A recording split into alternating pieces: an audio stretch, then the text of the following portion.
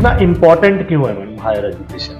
क्योंकि सर ये वो एक पड़ाव है जो डिसाइड करेगा आप जिंदगी में क्या करोगे। बच्चे के लिए कौन सा प्लेटफॉर्म सही रहेगा? बच्चे का ऐसा क्या है जो बच्चा कर सकता है, रादर देन ऐसा क्या है जो आप करवाना चाहते हो। नॉन अटेंडिंग एडमिशन कहीं भी करवा दी किसी भी XYZ स्कूल में, तो किसी अच्छे एकेडमी में उसका कोचिंग का एडमिशन साथ ही करवा दी। अब वो बच्चा वहां पे सारे डिसीजन खुद लेगा, गुड बैड अगली सब उसका। लेकिन जब उसका PMT क्लियर नहीं होता ना, या IIT क्लियर नहीं होता, वो बच्चा जैसा टूटता है ना, वो जिंदगी में जुड़ लेगा, चाहे कितना भी इंटेलिजेंट है। अब वो क्या करते हैं कि बच्चे से पूछ लेते हैं कि तेरी जो मर्जी है तू कर ले। अब बच्चा किससे बात करेगा? गूगल में चेक करेगा। Google is a dump yard. Google किसी को फॉलो करेगा, या वो फॉलो करेगा, या फिर वो अपने दोस्तों से बात करेगा। आपके पास सोल्यूशन क्या क्या है? ये सही डायरेक्शन में कैसे जा सकता है? हमारे सामने प्रॉब्लम स्टेटमेंट ही ये थी जी कि बच्चा कब शुरू करे, तभी हमने सॉल्यूशन निकाल के उसको इम्प्लीमेंट किया। बैचेस क्या है? बैच के बारे में थोड़ा डिटेल में बताइए। वो जो 10 सेकंड का हेड स्टार्ट याद है आपको? जी बिल्कुल। वो 10 सेकंड का हेड स्टार्ट है बैच।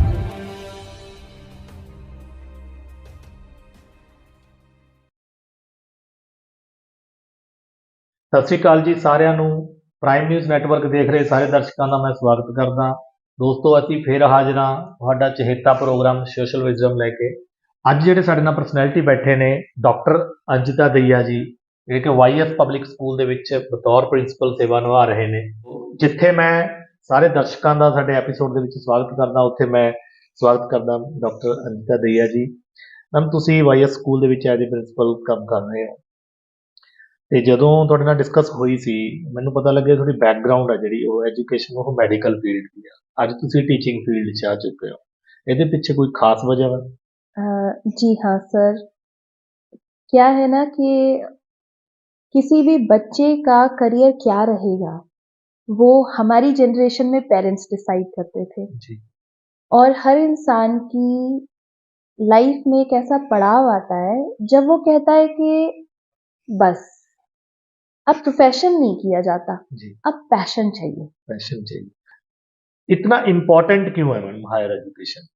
क्योंकि सर ये वो एक पड़ाव है जो डिसाइड करेगा आप जिंदगी में क्या करोगे। ओके। आपने जो भी, हमारा जो एजुकेशन सिस्टम है वो 4 हिस्सों में बटा हुआ है, जहां पे 2 प्रोफेशंस बहुत ग्लोरीफाइड हैं, बाकी प्रोफेशंस को कोई जानता नहीं। तो पेरेंट्स को भी यही पता है, जो आपने सीखा आपको वही आता है, आप वही चीज अपने बच्चे के ऊपर अप्लाई करोगे, है ना। तो इतने टाइम से वही सिस्टम चला रहा है कि 10th किया, 10th में अच्छे मार्क्स आए, 90%, 85 से ऊपर वाले साइंस, चाहे बच्चे का साइंटिफिक टेम्परामेंट हो ना हो, जी पर बनेगा डॉक्टर इंजीनियर। ओके। बाद में चाहे वो प्रिंसिपल बन के बैठा हो या इंटरव्यू ले रहा हो, ठीक है, लेकिन बनेगा डॉक्टर इंजीनियर। और जो बच्चा 40% वाला है, 45% वाला है, 50% वाला है, वो बच्चे क्या लेंगे? आर्ट्स। और जो बीच में है चंक हमारा, क्योंकि वो सबसे मेजर चंक है जी जो कि हमारा 85 से लेके और 45 तक का है, वो लेंगे कॉमर्स। अगर मैथ्स नहीं आता तो फिर आर्ट्स। लेकिन ये जो सारी चीजें हैं, ये इस हिसाब से वो पुराना टाइम था जब चीजें चलती थी जी। अब नहीं चलती हैं। अब तो दुनिया में प्रोफेशंस ही इतने हो गए, टाइम ही बदल गया। जो चीज आपने चलानी सीखी थी वो चीज आपके बच्चे को आपके सिखाने से पहले चलानी आती है। जी तो जब सब कुछ बदल गया, हम घोड़ा गाड़ी से, मोटर गाड़ी से हवाई जहाज पे आ गए, एजुकेशन सिस्टम क्यों नहीं बदला? वो अभी भी वही डॉक्टर इंजीनियर, डॉक्टर इंजीनियर। तो कहीं ना कहीं पेरेंट्स को ये समझने की जरूरत है कि ये चूज करना बहुत जरूरी है कि आपको जाना कहाँ। बच्चे के लिए कौन सा प्लेटफॉर्म सही रहेगा? बच्चे का ऐसा क्या है जो बच्चा कर सकता है, रादर देन ऐसा क्या है जो आप करवाना चाहते हो। पर ज़्यादातर देखा है पेरेंट्स से ये डिसीजन तब लेते हैं जब बच्चा 10th के एग्ज़ाम दे रहा होता है कि अब +1 में कौन सी एडमिशन किस स्ट्रीम में लगाना है। ज़्यादातर यही देखने को मिलता है। बट आपके हिसाब से सही समय क्या है कि बच्चे के लिए ये डायरेक्शन तैयार हो कि उसने हायर एजुकेशन कौन सी लेनी है। क्या है ना सर कि अगर आपको रोटी खानी है तो आपको पहले 6 महीने पहले गेहूं बीजना पड़ेगा, ओके। टाइम पे पानी देना पड़ेगा, जी बिल्कुल। उसकी टाइम पे कटाई करनी पड़ेगी, हम्म, गेहूं निकालना पड़ेगा जी और फिर उसको चक्की में डाल के पीसना पड़ेगा। जी। इंस्टेंट कभी भी रिजल्ट नहीं देता। क्या आप एक दिन में, एक महीने में गेहूं उगा सकते हैं? नहीं उगा सकते। तो वो बच्चा जिसको आप बोलते हो कि मेरी तो दुनिया ही मेरा बच्चा है, फिर उसकी लाइफ का इतना इम्पोर्टेंट डिसीजन हायर एजुकेशन के लिए, हायर एजुकेशन जो उसको सारी जिंदगी जीनी है, जीनी, जो प्रोफेशन उसे सारी जिंदगी जीना है, वो हम लास्ट मिनट क्यों ले रहे हैं? और वो भी इससे पूछ उससे पूछ। ये तो आम बात है। अब ऐसा कभी हुआ है कि मुझे जुकाम हुआ था, मुझे बुखार हुआ था, मैंने जाके दवाई ले ली, अब आपको भी बुखार हो रहा है लेकिन उसके साथ 4 दिक्कतें और भी हैं, उल्टियां भी लग रही हैं, दस्त भी लग रहे हैं, तो क्या आप मेरे वाली दवाई खा लोगे? बिल्कुल। वो तो हॉस्पिटल पहुंचा देगा और वो भी इमरजेंसी वार्ड में। जी तो हम यही कर रहे हैं, तो ये बदलने की जरूरत है। 10th तक बच्चा स्कूल आ रहा है, पढ़ रहा है, बहुत अच्छे मार्क्स आए, मेरे पास डेटा है, मैं आपको ये डेटा शेयर करूंगी। बच्चे ने 10th में स्कोर किया 90% अबव, पेरेंट्स की एक्सपेक्टेशंस बढ़ गई कि बच्चा तो हमारा आईआईटी क्लियर करेगा, ये करेगा, वो करेगा। जायज है, हर पेरेंट सोचता है, लेकिन उसके बाद गलती क्या हुई? पेरेंट ने बच्चे को नॉन अटेंडिंग किया, घर में बिठा लिया कि बेटे स्कूल जाके टाइम वेस्ट होता है, आपने क्या करना है, आपने ट्यूशन जाना है, घर आ जाना है। लेकिन इसमें हुआ क्या, जब बोर्ड का रिजल्ट आया उस बच्चे के मार्क्स में मिनिमम 15 से 20% का ड्रॉप था। नंबर 1। नंबर 2, वो जिस लेवल पे बच्चा पहले था उस लेवल पे बचा नहीं। जो बच्चे रेगुलर थे they scored far better than this child. अब आपने बड़ा सुना होगा कोटा, बच्चे कोटा भेजे थे, बच्चे कोटा गए हैं। मैं कोटा गई थी, मैं पढ़ाई करने की। हाँ, मैं 10th में जब मेरे अच्छे खासे मार्क्स आ गए तो मेरे पेरेंट्स ने पहले डिसाइड कर लिया, अरे 90 प्लस डॉक्टर बनाएंगे, भेज दिया कोटा। 1.5 लाख बच्चों में पेपर दिया, 17th रैंक आई एंट्रेंस में। पहला दिन बताती हूँ मैं आपको, पहले तो हॉस्टल नहीं था तो पीजी में रहना पड़ा, फिर गए तो वो इतनी बड़ी क्लास, सामने बड़ा सा स्टेज और उसमें माइक्स लगे हुए कैचर्स वाले, एक माइक टीचर ने पहना हुआ और मेरी क्लास में 300 बच्चे। 300 बच्चों का मतलब ये है कि पहले वाले जो 2 रोज है ना उसमें जो पढ़ रहा है, पीछे तो चाहे फुटबॉल मैच खेल लो। अब वो बच्चा वहां पे सारे डिसीजंस खुद लेगा, गुड बैड अगली सब उसका। लेकिन जब उसका पीएमटी क्लियर नहीं होता ना या आईआईटी क्लियर नहीं होता, वो बच्चा जैसा टूटता है ना वो जिंदगी में जुड़ नहीं पाता। अब हम क्या करते हैं, हम एक चीज करते हैं जिसको बोलते हैं साइकोमेट्रिक टेस्टिंग।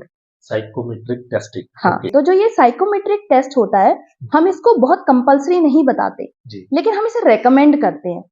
इसमें सवाल होते हैं कुछ और कुछ भी नहीं है, 4 ऑप्शंस होते हैं, बच्चे को सिर्फ जवाब टिक टिक टिक टिक जवाब देने हैं, दैट्स इट। आप लेते हो बच्चों का ये टेस्ट? हम कंडक्ट करवाते हैं, जिससे बाहर से कंडक्ट करवाते हैं जो इससे ये पता चल जाता है कि बच्चे का टेम्परामेंट किस साइड ज्यादा है। ये कब लेते हो आप ये टेस्ट करते हो? हम मोस्टली 9th में और 10th में। 9th या 10th? हाँ, क्योंकि 10th एक ऐसा पड़ाव है जहां पे आपको डिसीजंस लेने होते हैं। यहाँ से साइकोमेट्रिक टेस्टिंग के बाद हमने क्या किया, हमारे पास बैच सिस्टम्स हैं। साइकोमेट्रिक टेस्ट के बाद आपने बच्चों को डिफाइन कर लिया कि कौन सा किस फील्ड के लिए बेस्ट। हम सजेस्ट करते हैं, सजेस्ट कर दो, पेरेंट्स को बुला के उनकी काउंसलिंग होती है, उनको बताया जाता है कि ये है जो बच्चे के अंदर खूबियां हैं और ये है जहां पे बच्चे के अंदर थोड़ा सा बच्चे को इन चीजों पे काम करने की जरूरत है। इस फील्ड में स्ट्रांग है, इसमें वीक है या फिर उसके बाद फिर अगला स्टेप। उसके बाद काउंसलिंग होने के बाद हम सजेस्ट करते हैं, क्योंकि साइकोमेट्रिक टेस्ट रिपोर्ट में ही होता है कि बच्चा कौन कौन से प्रोफेशंस चूज कर सकता है। उसके बेसिस पे हम बच्चों को रेकमेंड करते हैं कि आपको कौन से बैच में जाना चाहिए। मैम ये बैचेस क्या है, बैच के बारे में थोड़ा डिटेल में बताइए। अब हमारे पास 7 बैचेस हैं, 7 बैचेस हैं जी। पहले मैं बात करूंगी लॉ बैच की। अब वो बच्चे जो कि लॉयर बनना चाहते हैं, क्लैट क्लियर करना चाहते हैं, जुडिशरी में जाना चाहते हैं, जजेस बनना चाहते हैं, जी। वो बच्चे ज्यादातर 12th के बाद लॉ में ग्रेजुएशन करने के बाद वो इन चीजों में जाते हैं। जी। लेकिन यहाँ पे हम बच्चों की पहले से प्रिपरेशन स्टार्ट करवा देते हैं। हमारे पास मूट कोर्ट है, जैसा कि आप देख सकते हैं। जी। अब जब आप इस मूट कोर्ट में आते हैं ना, तो यहाँ प्रॉपर केसेस लड़े जाते हैं। यहाँ जज भी है बैठा होता है जो ऑर्डर करता है, और यहाँ प्रोसिक्यूशन भी होता है और डिफेंडेंट भी होता है, सब होता है। और प्रॉपर उससे पहले समरी दी जाती है और पूरा का पूरा प्रोसीजर फॉलो भी किया जाता है। एंड नॉट ओनली दिस, हम अपने बच्चों को कोर्ट में भेजते रहते हैं, जस्ट टू डिस्ट्रिक्ट कोर्ट में बच्चों को टीचर के साथ भेजते हैं कि जाओ देख कर आओ क्या, लाइक जब भी कोई ऐसा रेलेवेंट केस आता है हम रिक्वेस्ट करते हैं और हमें परमिशन मिल जाती है, बच्चे वहां बैठ के कोर्ट प्रोसीडिंग्स देखते हैं। क्या बात है, पहली बात सुन रहा हूँ मैं। तो ये लॉ बैच की बात रही। सो लॉ बैच बेसिकली कहीं ना कहीं children who aspire to be lawyers and get into judicial system. फिर आता है हमारा the most glorified IIT JEE। हम IIT JEE में स्पेशलाइज कोचिंग देते हैं। हमारे पास टीचर्स हैं जो स्पेसिफिकली उनका सारा सिलेबस 2 ट्रैक पे चलाते हैं, एक सब्जेक्टिव एक ऑब्जेक्टिव। ये सारा काम +1 +2 में जब बच्चा पढ़ रहा है तब होता है? हाँ जी, और रेगुलर क्लासेस के टाइम पे होता है। ओके जी। और दूसरा जो हम लेकर आए हैं जी, और वो है जर्मन इंजीनियरिंग। इंजीनियरिंग वो क्या है? दुनिया में सबसे अच्छी कार्स कौन सी कंट्री की मानी जाती है? क्यों? इंजीनियर अच्छे होंगे। इंजीनियर अच्छे हैं। अगर इंजीनियर अच्छे हैं तो इंजीनियरिंग भी अच्छी है जी। और आपको जान के ये बहुत हैरानी होगी कि नॉर्डिक कंट्रीज में ट्यूशन फीस नहीं होती। मतलब जो ग्रेजुएशन करने के लिए, सिंपल ग्रेजुएशन करने के लिए आप कनाडा में 50 लाख 55 लाख भरते हो और वही बीटेक करने के लिए आप कनाडा में 2 करोड़ रुपए देते हो, वो जर्मनी में फ्री में होती है। German engineering is one of the best engineering in the world. अगर आपने जर्मनी से इंजीनियरिंग करी है तो पूरी दुनिया के दरवाजे आपके लिए खुल जाते हैं, लेकिन उसके लिए मार्क्स अच्छे चाहिए। और आप YS के बच्चों को ये गाइडेंस देते हो? बिल्कुल, हम ये चाहते हैं कि हमारे हाईली अचीवर बच्चे, वो बच्चे जिनके 90% 85% से अबव आते हैं, जो इंजीनियर बनना चाहते हैं, जस्ट बिकॉज IIT में वो नहीं जा पा रहे हैं, उनकी रैंक नहीं आ रही है, उनकी मनपसंद ट्रेड नहीं मिल रही, तो प्राइवेट यूनिवर्सिटीज में जाके 50-60 लाख रुपए देके इंजीनियरिंग करने से बेटर है go to the world's best country which produces the best engineers in the world. Exactly.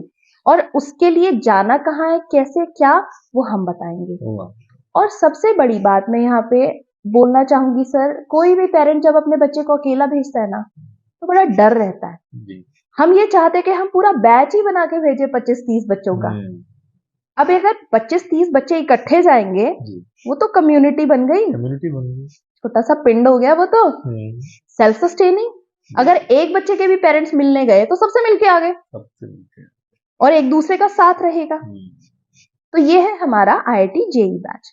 फिर हमारा नीट बैच आ जाता है, children who want to become doctors, जो बच्चे डॉक्टर बनना चाहते हैं। अगेन मैं दोबारा से ये बात बोलना चाहूंगी कि हमारे जितने भी बच्चे हैं उन्होंने आके कहा मुझे ये बैच दे दो, ऐसा नहीं होता। उनसे सब सवाल पूछे जाते हैं, क्या, क्यों, कैसे, कौन से डॉक्टर बनोगे। मेरी लास्ट टू लास्ट ईयर की जो 10th की डिस्ट्रिक्ट टॉपर है रविंदर कौर, 99.4% बिना ट्यूशन जाए, बिना किसी सपोर्ट के। तो जो नीट का पैटर्न है उसकी तैयारी उस बैच में करवाई जाती है जी। तो ये हमारे 3 बैचेस हुए। इसके बाद एक हमारा बैच आता है UPSC। अब सर UPSC जो है ना एग्जाम नहीं है, UPSC प्रोफेशन नहीं है, UPSC तो माइंडसेट है। माइंडसेट पेपर क्लियर करने से नहीं बनता, माइंडसेट सालों सालों की इंफॉर्मेशन, नॉलेज, प्रोसेसिंग, एनालिसिस उसके बाद बनता है। हमारे जो बच्चे हैं उनका वो माइंडसेट बन रहा है कि वो यूपीएससी क्लियर करें। अब अगर मैं और इसके बारे में बात करूं, कोई भी आईएएस ऑफिसर का काम होता है किसी भी सिचुएशन को उसके रेलेवेंस के हिसाब से देखना। जी बिल्कुल। अब बड़े सारे ऐसे लोग हैं जो कहेंगे कि पैलेस्टीन वॉर होनी चाहिए थी, बड़े सारे बोलेंगे नहीं होनी चाहिए थी। लेकिन जिसका माइंडसेट इंडियन डिप्लोमैट का है वो ये देखेगा कि मेरी कंट्री को क्या फायदा और क्या नुकसान। बिल्कुल। तो ये जो हमारा MUN है ना, हमारा जो प्रोग्राम MUN है जो 6 to 8 में होता है, 9 10th में होता है, इसमें जो बच्चे एक्सेल करते हैं वही आगे जाके यूपीएससी लेते हैं। मैं आपको एक बच्चे के बारे में बताना चाहूंगी। हमारी एक स्टूडेंट है, अभी ग्रेड 10 में है, अभी येल MUN हुआ था, येल MUN में बेस्ट डेलीगेट का अवार्ड लेके आई है वो। उससे पहले स्कूल में दोनों बार बेस्ट डेलीगेट का अवार्ड मिला है। एंड रिसेंटली MUN में वो मलेरकोटला में वो एज अ चेयर बन के गई है, प्रिजाइडिंग चेयर। और ये बच्चा अभी 9th में, लड़की है। और आप उसके थॉट्स अगर सुनोगे ना, debating skills are on next level. जो हमारे फिर आगे यूपीएससी बैच में बच्चे जाते हैं उनका माइंडसेट तो हमने 6 से डेवलप करना स्टार्ट कर दिया। इसके बाद हमारा जो बैच आता है वो है एंटरप्रेन्योरशिप बैच। तो एंटरप्रेन्योरशिप जो होती है ना, वो लोगों को इट इज ऑल अबाउट कि मेरे पास कुछ तो मेरे आसपास कमी है, मेरे पास आइडिया है, लेकिन उस आइडिया को बिजनेस में कन्वर्ट कैसे करना है। अगर आपका टेम्परामेंट बहुत स्ट्रिक्ट वाला है ना, अगर आप नहीं सहन कर सकते, कैलकुलेटिव नहीं हो, तो बिजनेस नहीं चल पाएगा। और बड़े सारे हमारे पास ऐसे स्टूडेंट्स हैं जिनके पेरेंट्स का ऑलरेडी बिजनेस है पर वो वही पुराने तरीकों से चला आ रहा है। अब मुझे लगता है कि यस बॉस कहने की बजाय ना यस बॉस बुलवाने में अलग ही मजा है। क्या तो ये हमारा एंटरप्रेन्योरशिप बैच है। इसके बाद हमारा जो बैच आता है वो है हमारा वायस ग्लोबल कनेक्ट। ओके। अब ग्लोबल कनेक्ट क्योंकि हर कोई बाहर जाना चाहता है। जब भी कोई स्टूडेंट आगे कहता है मैं कनाडा जाना चाहता हूँ, मैं ऑस्ट्रेलिया जाना चाहता हूँ या कहीं भी जाना चाहता हूँ, तो मैं उनसे यही सवाल पूछती हूँ कि अच्छी बात है, बहुत अच्छी बात है, वहां जाके करोगे क्या। वो टाइम चला गया जब आप चले जाते थे और कोई भी टेढ़े मेढ़े वो कोर्सेज उठा लेते थे। YSGC बच्चों के लिए प्रॉपर प्रोफाइल्स बनाता है, बिकॉज इंडिया में भी अब ये स्टार्ट हो गया है, बट अब्रॉड यूनिवर्सिटीज जो है वो आपकी प्रोफाइल देखती हैं। उनको कोई फर्क नहीं पड़ता आपने 99% नंबर लाए हैं, वो तो ये कहते हैं इसके साथ दिखाओ और क्या है। अब वो हाल आ गया है कि a child has to plan, because India से बाहर जाना इज अ बिग इन्वेस्टमेंट। वो टाइम चला गया कि आप जाके वहां कुछ भी कर लेते थे। अब तो कनाडा ने भी कैपिंग लगा दी है। So we do make the profiles, and the profiles वो जो कि यूनिवर्सिटी सेलेक्ट करेंगी, क्योंकि आपने अलग अलग चीजें की हैं और उनमें प्रोग्रेशन है। ऐसा नहीं है कि बच्चे ने यहाँ पे पढ़ाई तो करी है मेडिकल की, वहां जा रहा है वो जर्नलिज्म पढ़ने, वो कहेंगे कोई मैच ही नहीं है। तो इसीलिए हम पहले से बच्चों को बताते हैं कि आपको कौन से सब्जेक्ट ऑप्ट करने चाहिए। इसके अलावा एक और चीज, और उसके बाद मैं इस चीज को रैप अप करूंगी। सर क्या है ना कि अवेयरनेस ना होने की वजह से बच्चे ऐसे सब्जेक्ट्स चूज कर लेते हैं जिनका आगे कोई फ्यूचर नहीं होता, जैसे fine arts, music, Punjabi, English, physical education. अब आप मुझे ये बताइए, ये 12वीं के बाद ये बच्चा ग्रेजुएशन किस चीज में करेगा? कोई सेफ्टी नेट नहीं है, अलग अलग सब्जेक्ट ले लिए। और ये सब्जेक्ट्स इसलिए लिए क्योंकि या तो इनमें पढ़ना कम पड़ता है या ये स्कोरिंग है, ये प्रैक्टिकल के मार्क्स ज्यादा हैं, थ्योरी कम है। लेकिन इस बच्चे का फ्यूचर आगे कुछ नहीं है। इसलिए हमने क्या किया, हमने हर कॉम्बिनेशन, सब्जेक्ट कॉम्बिनेशन में 2 ऐसे सब्जेक्ट डाले जो कि सेफ्टी नेट क्रिएट करेंगे। तो बच्चा चाहे या ना चाहे उसके पास 2 ऐसे सब्जेक्ट्स हैं जिसमें कि वो आगे जाके कुछ ना कुछ ग्रेजुएशन, पोस्ट ग्रेजुएशन करके he can earn his bread and butter. एक और हमारा जो बैच है वो है सीए फाउंडेशन बैच। अब क्या होता है ना सर कि सीए आजकल ना नया ट्रेंड में है। हमारे कुछ अचीवमेंट्स हैं जिनकी तरफ मैं आपका ध्यान लाना चाहूंगी। हमारे पिछले कुछ सालों में क्या होता है ना सर, किसी भी इंसान की कि उसने क्या किया वो नापी जाती है कि आपने रिजल्ट क्या दिया। रिजल्ट करिए बिल्कुल। तो मेरे पास कुछ ऐसे रिजल्ट्स हैं, मेरे 47 बच्चे अब तक जेई क्लियर कर चुके हैं। ओके 26 बच्चे ऐसे हैं जो नीट क्लियर कर चुके हैं और 39 ऐसे बच्चे हैं जो सीए क्लियर कर चुके हैं।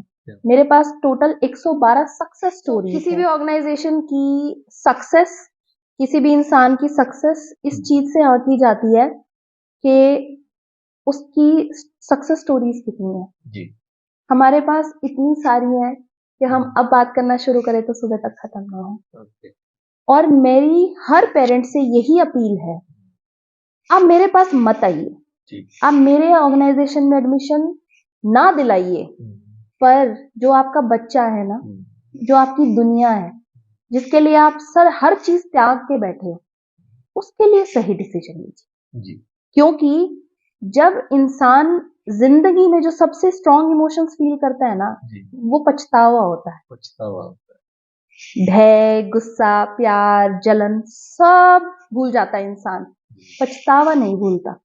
है और क्यों पछताना जब आपके पास ऑप्शन है। ऑप्शन है। तो अपने बच्चे के लिए सही टाइम पे सही डिसीजन लीजिए, जल्दी शुरू कीजिए।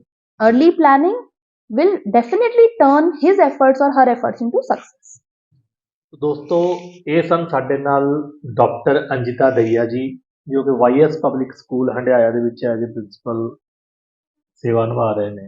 ਬਹੁਤ ਅੱਛਾ ਲੱਗਿਆ ਇਹਨਾਂ ਨਾਲ ਅੱਜ ਦੇ ਇਸ ਉਚੇਰੀ ਸਿੱਖਿਆ ਜਾਂ ਜਿਹਨੂੰ ਆਪਾਂ ਹਾਇਰ ਐਜੂਕੇਸ਼ਨ ਕਹਿ ਦਿੰਦੇ ਹਾਂ ਇਹਦੇ ਉੱਤੇ ਗੱਲਬਾਤ ਕਰਕੇ, ਕਿਉਂਕਿ ਮੇਰਾ ਮੰਨਣਾ ਇਹ ਆ ਕਿ ਹਾਇਰ ਐਜੂਕੇਸ਼ਨ ਇੱਕ ਐਸਾ ਟੌਪਿਕ ਆ ਜਿਹਨੇ ਜਿਵੇਂ ਮੈਮ ਦੇ ਕਹਿਣ ਦੇ ਅਨੁਸਾਰ ਵੀ ਇਹ ਇੱਕ ਕੈਰੀਅਰ ਆ ਬੱਚੇ ਦਾ, ਜਿਹੜਾ ਬੱਚੇ ਨੂੰ ਸਾਰੀ ਉਮਰ ਇੱਕ ਉਹਦੀ ਆਇਡੈਂਟੀਟੀ ਬਣ ਜਾਏ।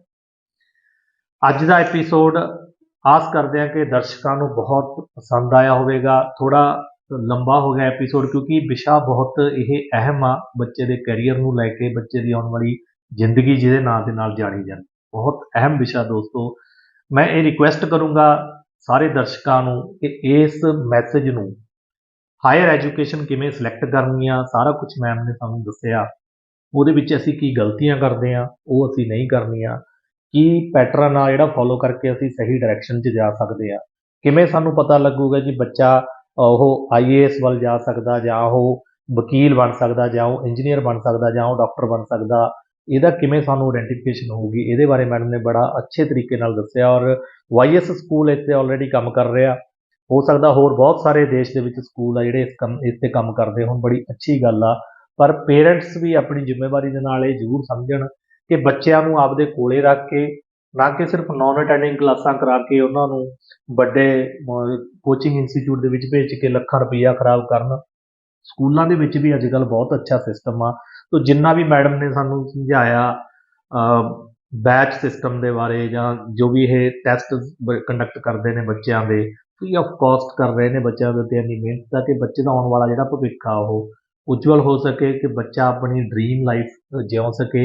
ਐਜੂਕੇਸ਼ਨ ਦੇ ਉੱਤੇ ਬੱਚਿਆਂ ਦੇ ਇੰਨਾ ਪੈਸਾ ਲਾ ਰਹੇ ਨੇ ਜਿਹੜੇ ਪੇਰੈਂਟਸ, ਉਹਨਾਂ ਦਾ ਵੀ ਪੈਸਾ ਜਿਹੜਾ ਬੇਅਰਥ ਨਾ ਜਾਵੇ, ਬੱਚੇ ਦੀ ਲਾਈਫ ਵੀ ਬਚੇ। ਤੋ ਅੱਜ ਦੇ ਇਸ ਐਪੀਸੋਡ ਦੇ ਵਿੱਚ ਦੋਸਤੋ ਇੰਨਾ ਹੀ। ਉਮੀਦ ਕਰਦੇ ਹਾਂ ਕਿ ਤੁਹਾਨੂੰ ਇਹ ਐਪੀਸੋਡ ਬਹੁਤ ਪਸੰਦ ਆਇਆ ਹੋਵੇਗਾ।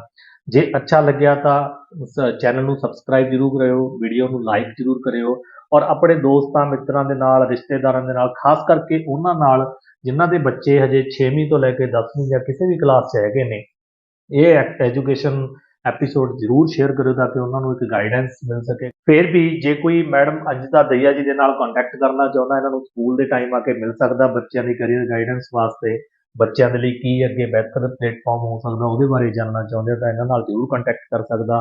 ਤੋ ਲਾਸਟ 'ਤੇ ਜਿੱਥੇ ਮੈਂ ਸਾਰੇ ਦਰਸ਼ਕਾਂ ਦਾ ਇਸ ਐਪੀਸੋਡ ਦੇ ਵਿੱਚ ਬਣੇ ਰਹਿਣ ਦਾ ਸਵਾਗਤ ਕਰਦਾ, ਧੰਨਵਾਦ ਵੀ ਕਰਦਾ, ਉੱਥੇ ਮੈਂ ਤਹਿ ਦਿਲੋਂ ਧੰਨਵਾਦ ਕਰਦਾ madam thank you so much sir. ਦਈਆ ਜੀ। ਬਹੁਤ ਅੱਛੀ ਜਾਣਕਾਰੀ ਸਾਨੂੰ ਮਿਲੀ ਆ। ਮੈਂ ਇਹ ਚਾਹੁੰਦਾ ਵੀ ਸਾਡਾ ਜਿਹੜਾ ਇਹ ਐਪੀਸੋਡ ਆ ਇਹ ਕਿਸੇ ਨਾ ਕਿਸੇ ਬੱਚੇ ਦੀ ਲਾਈਫ ਦੇ ਵਿੱਚ ਜ਼ਰੂਰ ਚੇਂਜ ਲੈ ਕੇ ਆਵੇਗਾ। ਇੰਨੇ ਸ਼ਬਦਾਂ ਦੇ ਨਾਲ ਅਸੀਂ ਵਿਦਾ ਲੈਂਦੇ ਹਾਂ। ਸਤਿ ਸ੍ਰੀ ਅਕਾਲ।